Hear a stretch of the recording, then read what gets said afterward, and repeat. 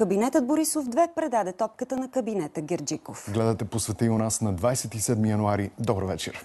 Служебният премиер професор Огнян Герджиков обяви, че новият кабинет няма да руши постигнатото, но ще подправят допуснатите грешки. За да продължи напред, служебният кабинет първо трябва да направи анализ на това, което заварва в държавата. При установяване на случаи на порочни практики в управлението, довели до ощетяване на държавата, тези случаи да бъдат осветлени и прекратени.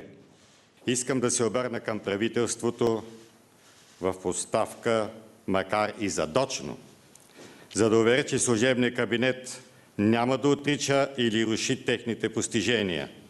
Всички добри неща ще бъдат надграждани. За втори път предсрочно Бойко Борисов предаде премиерския пост на официална церемония в гранитната зала на Министерския съвет. Той пожела успех на новия кабинет, но предупреди наследника си Огнян Герджиков, че ще разбере колко трудно е да се управлява. Служебният премиер благодари на Борисов за това, което е направил за страната. Увери го, че ще надгражда всичко добро. В последното си изказване като министър-председател в оставка Бойко Борисов призна, че народът е поискал нови лица и нов тип управление и той се е съобразил с изборния резултат. Заяви, че завещава на служебния кабинет стабилна във финансово и икономическо положение държава и очаква да я види в бъдеще още по-силна и консолидирана. За мен е чест, господин Борисов, да приема от вас този висок пост, тъй като вие сте най-дългогодишният премиер на България от най-новата ни история. Оценяваме високо това, което сте направили и ще надграждаме над всичко постигнато, заяви новият премиер. Надявам се да направите не ревизия. Призовавам ви да разровите всичко, което има по министерствата, за да може тази спекулация по тази тема да се прекъсне. А ако има нещо, което да ви притесни, не само да го осветлявате, директно на прокуратурата да бъде предавана. Не смятам да ви скършвам хатъра. Разбира се. Ще го направим.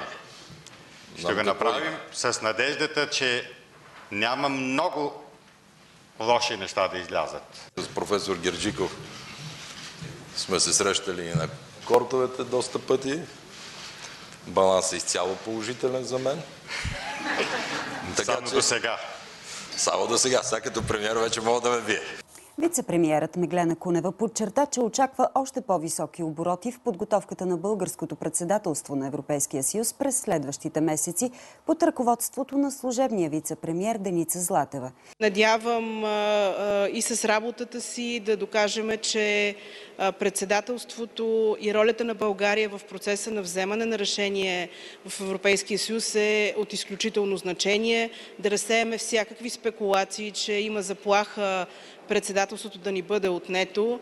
Смятам, че от отговорни политици и лидери на мнения такива спекулативни твърдения са, меко казано, недопустими. Досегашният министър Теменужка Петкова пожела успех на наследника си и заяви, че му оставя финансово стабилна енергетика, но и работа. Искам да му връча доклада на Световната банка, свързан с либерализацията на българския енергиен пазар. Вътре има много дейности, които трябва да бъдат извършени, така че при следващото правителство да има вече така реална възможност нещата да се стартират и да се внесат в парламента. Лиляна Павлова оцени, че оставя подредено и успешно министерство с резултати на специалист, който познава служителите. Задълженията на дирекция ГРАО за предстоящия вод ще са сред непосредствените ангажименти на служебния министър. Ще разчитам на всички вас, на вашата компетентност, на вашето съдействие да продължи нормалната работа на министерството. Властта предадоха и приеха и министрите в социалната сфера на здравеопазването, образованието и социалната политика. Отиващите си отчетоха направеното, а идващите обещаха някои приемственост, а други промени. Всичко добро в здравеопазването да бъде надградено, а грешките да бъдат отстранени. Това обеща служебният министър Илко Семерджиев в първите минути от влизането си в новия кабинет. Наистина нашите различия с министър Москов са философски за здравеопазването. Това не е грешка, различие в философията и новия екип ще действа спрямо философията, с която влиза в управление.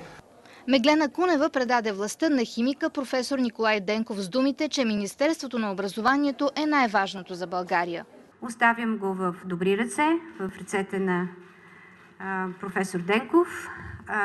Мисля, че нещата ще бъдат много ясни като приоритети. Според професор Денков, пък Тодор Танев и Меглена Кунева са управлявали министерството в труден период. Като плюс той отбеляза иновациите при провеждането на матурите.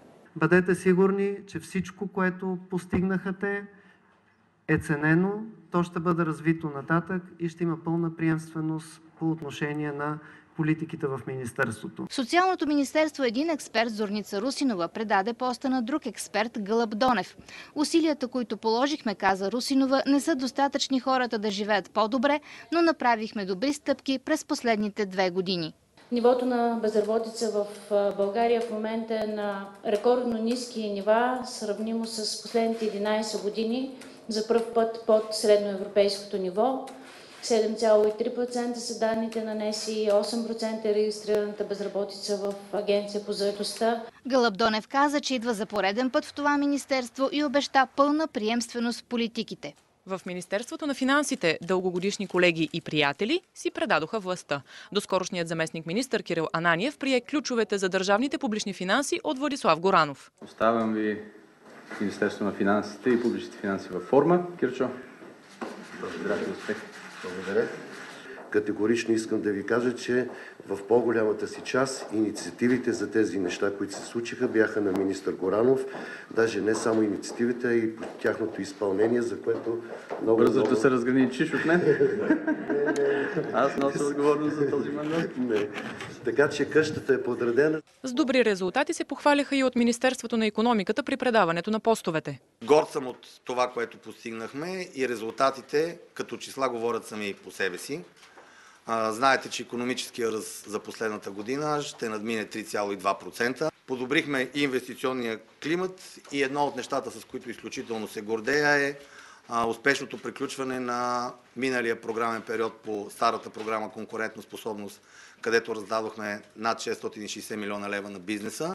Новият министър на икономиката Теодор Седларски заяви, че ще продължи политиката да стимулира по-големите инвестиции, но и ще се постарае да увеличи изследователски екип във ведомството. Министерският пост беше предаден и в друго ключово за икономиката министерство, това на земеделието и храните. Десислава Танева пожела успех на професор Христо Бозуков и го призова да продължи растежа във всички сектори на земеделското производство. С думите «Добре дошли от дома си» Николай Ненчев посрещна в Министерството на отбраната своя приемник. Новият министър Стефан Янев увери, че ще работи с добронамереност, прозрачност и справедливост. На първо място ще се опитам аз и моя екип да се стремим да не създаваме предпоставки за някакъв вид стресове в системата. Да продължим това, което е правено по обичайния ред, с особено внимание на бойната подготовка. Аз се запознах и с неговата биография и всичко това, което чух от неговите колеги, от хората, с които е работил, бяха само положителни отзиви. В правосъдното министерство Екатерина Захариева призова служебния министър Мария Павлова за приемственост при продължаване на съдебната реформа и изпълнение на препоръките от Брюксел. Нещо, което съм пожелавала на всички, наистина да не се приемате несериозно. Пламен Узунов пое поста вътрешен министър от Румяна Бъчварова. През 2015, след назначена от нея проверка, той подаде оставка като шеф на Пловдивската полиция. Да ви подаря този букет и да ви кажа, че за мен е огромна чест и отговорност да поема поста министър на вътрешните работи от вас. Оперативна програма «Околна среда» ще бъде приоритет на служебния министър на околната среда и водите Ирина Костова. Тя заяви това при получаването на символичния ключ на министерството от досегашния министър. Ивелина Василева подчерта, че се гордее с професионализма на екипа си. Ирина Костова даде висока оценка на свършеното досега и също определи ведомството като изключително силно с добри експерти. В Министерството на културата Вежди Рашидов каза, че оставя ведомството на своя наследник Рашко Младенов с значително увеличение на средствата за култура през двата му мандата. Най-хубавото нещо е надграждането, защото всичко това, което ми с вас има да приеме, няма да си го занесем нито ви, нито аз в къща. Всичко това е за българския народ, за българската култура, за българската държава. И пожелавам наистина с средствата да продължите напред. Ще се опитам в тези 2-3 месеца, в които кой знае какво съществено не може да се случи, доколкото мога да бъда справедлив и честен и в отношенията си с екипа на Министерството и с моите колеги. Председателят на Европейската комисия Жан-Клод Юнкер призова за завършване на започнатите от кабинета Борисов 2 реформи. В официално писмо до вече бившия премиер той изразява признателност за доброто партньорство между Европейската комисия и България в последните 2 години. Юнкер посочва още, че по време на мандата на досегашното правителство България е била партньор, на когото е можело да се разчита за следването на инициативите, част от европейския дневен ред, като реализацията на инвестиционния план за Европа, основаването на Европейската служба за гранична и брегова охрана и Европейския енергиен съюз.